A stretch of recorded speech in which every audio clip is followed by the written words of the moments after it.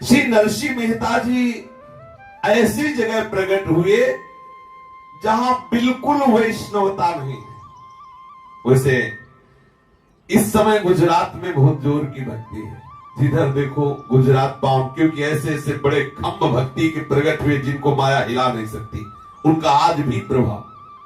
जैसे बंगाल प्रांत महाप्रभु चैतन्य देव की कृपा का आज भी प्रताप, बिल्कुल चाहे वो जैसा मूड हो, लेकिन हरे कृष्ण कृष्ण कृष्ण हरे हरे, जैसे ये हवा चल रही ना तो सबको लग रही, ऐसे संपूर्ण और हमें संपूर्ण विश्व में दिखाई देता हो, चाहे रसियन हो चाहे मेरे हरे कृष्ण।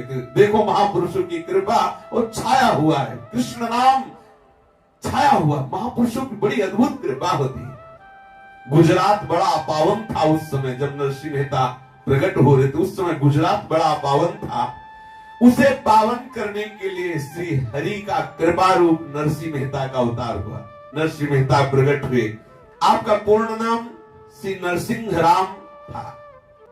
मेहता एक सम्मान सूचक शब्द है, मेहता का तात्पर्य मुखिया, ये सम्मान सूचक, ये इनकी जाति नहीं है। मेहता कोई जाति शब्द से इनका संबोधन नहीं है। मेहता अर्थात महान, अर्थात मुखिया, इसलिए प्यार से इनको घर के लोग नरसिंह राम ना कह के नरसी कहते हैं, और सम्मान देने के लिए समस्त जगत ने मेहता शब्द का प्रयोग किया, इसलिए इनको नरसिंह मेहता कहते हैं। वैसे इनका पूरा नाम श्री नरसिंह राम था, श्री नरसिंह राम। आदर देने के लिए आगे इन्हें प्यार से मेहता बुलाने लगे, तो नरसिंह मेहता इनको कहा जाता है।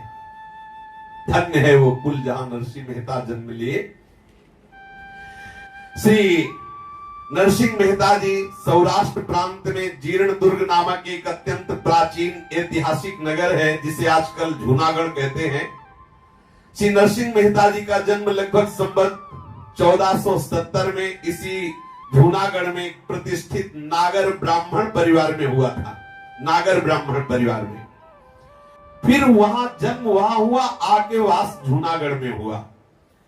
श्री नरसिंह मेहता जी के पिता का नाम था कृष्ण दामोदर दास और माता का नाम था लक्ष्मी गौरी।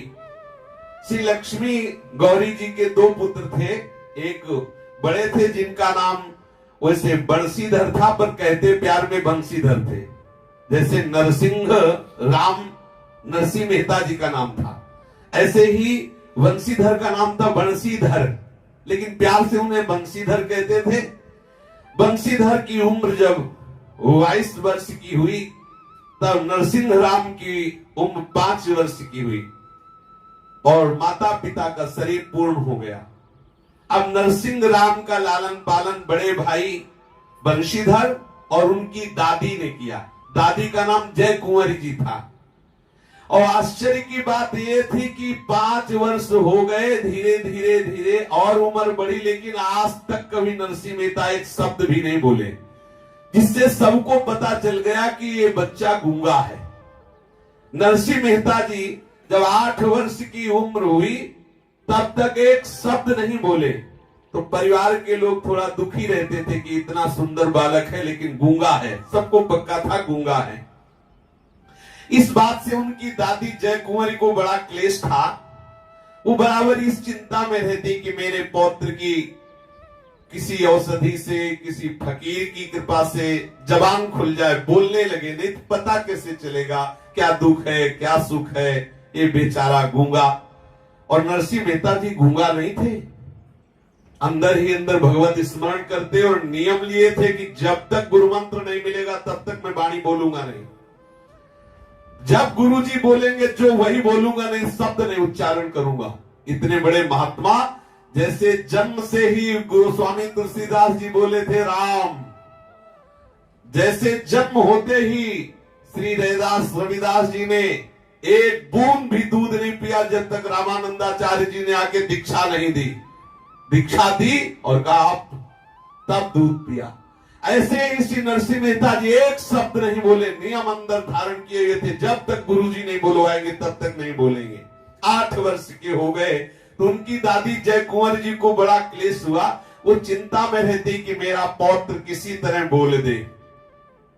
जय कुंवर जी को पूरा विश्वास था भगवान पर कि मूकम करोति वाचालम पंगुम लंघयते गिरिम यत् कृपातमहं वंदे परमानंद माधवम। क्या नहीं हो सकता भगवान से?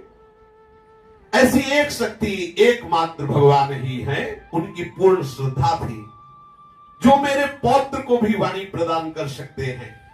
विश्वास था वो जगत नाथ है, जगत के स्वामी हैं, जो जो भक्त चाहते हैं उनकी चाह पूर्ण करते हैं।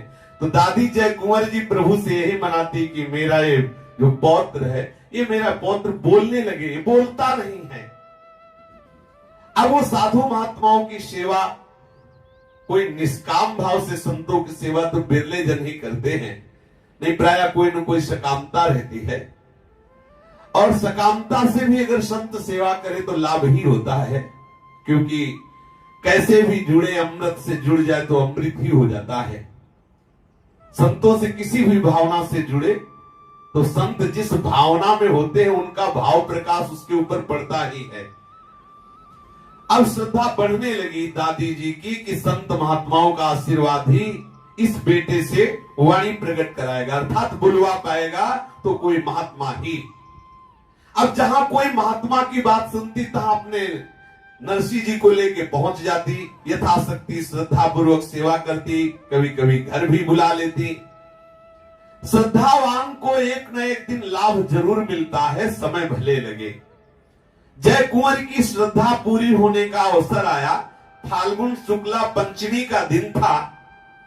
ऋतुराज का सुखद साम्राज्य जगत भर में छा रहा था। मंद मंद वसंत की वायु सारे जगत के प्राणियों में नव जीवन का संचार कर रही थी। नगर के नर नारी प्रायः नित्य ही सायंकाल के समय हाटकेश्वर महादेव के दर्शन के लिए एकत्र हो रहे थे। स्त्रियां मंदिर में एकत्र होकर भजन कीर्तन कर रही थी। खास भीड़ लगी हुई थी। जय कुंवर जी अपने इस नाती को लेकर के हाटकेश्वर महादेव के दर्शन को गई और अंदर से प्रार्थना की, महादेव मेरा ये जो नाती है, पौत्र है, 8 वर्ष का हो गया, अभी बोलना नहीं, एक शब्द नहीं बोला, कृपा करो। बहुत विकल हो गई, मानो आज ही की विकलता महादेव जी ने सुन ली। जे ही मंदिर के बाहर निकली तो देखा एकांत में पद्मासन लगाए हुए बाघंबर पर एक महात्मा बैठे हैं।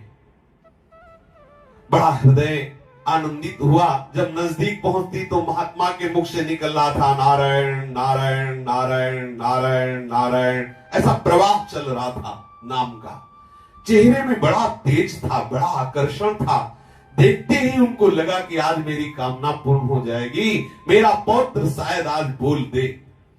तपोबल प्रतिभा से आकृष्ट जय कुंवर जी उनके समीप गई, दर्शन किया, प्रणाम किया, आदर भक्ति के साथ हाथ जोड़कर कहा कि महात्मा जी मैं बहुत दिनों से भटक रही हूँ। मेरे हृदय की एक लालसा है कि ये मेरा जो बालक पौत्र है, इसके माता पिता तो मर चुके हैं, देहांत हो चुका है, 8 वर्ष का है, कुछ बोलता ही नहीं।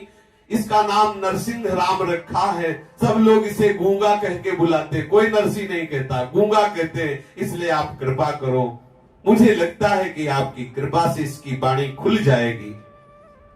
गोस्वामी जी ने संतों का हृदय लिखने की चेष्टा की। कहा संत हृदय नवनीत समाना, लिख दिया। फिर एकदम ध्यान गया कि नवनीत में तो दोष है। बोले संत का हृदय कैसा? बोले मक्खन जैसा। मतलब गोस्वामी जी को लगा मुलायम में सबसे ज्यादा मक्खन है, तो लिखा संत हृदय नवनीत समाना। पर ध्यान गया कि नवनीत में एक महान दोष है कि जब उसमें स्वयं ताप लगता है तो पिघलता है, लेकिन संतजन दूसरों का दुख देख के द्रवित होते हैं। तो आगे लिखना पड़ा, कहा कविन पर कहे न जाना, निज परिताप द्रवई नवनीता, पर दुख द्रवई सो संत पुनीता। मक्खन में तो स्वयं आंच लगती तब वो द्रवित होता है, लेकिन संत दूसरे के ताप को, दूसरे के क्लेश को देखकर द्रवित हो जाते हैं। द्रवित हो गया महात्मा का हृदय। उन्होंने जय कुंवर जी से कहा, आप चिंता मत करो। नरसिंह मेहता जी को पास बुलाया, अपने कमंडल से जल लिया, नरसिंह मेहता जी के ऊपर छिड़का, माथे पे हाथ फेरा और दुलार करते हुए कहा, बच्चा बोल राधा कृष्ण राधा कृष्ण राधा कृष्ण राधा कृष्ण राधा कृष्ण राधा कृष्ण राधा कृष्ण राधा कृष्ण राधा कृष्ण राधा कृष्ण राधा कृष्ण राधा कृष्ण राधा कृष्ण राधा कृष्ण राधा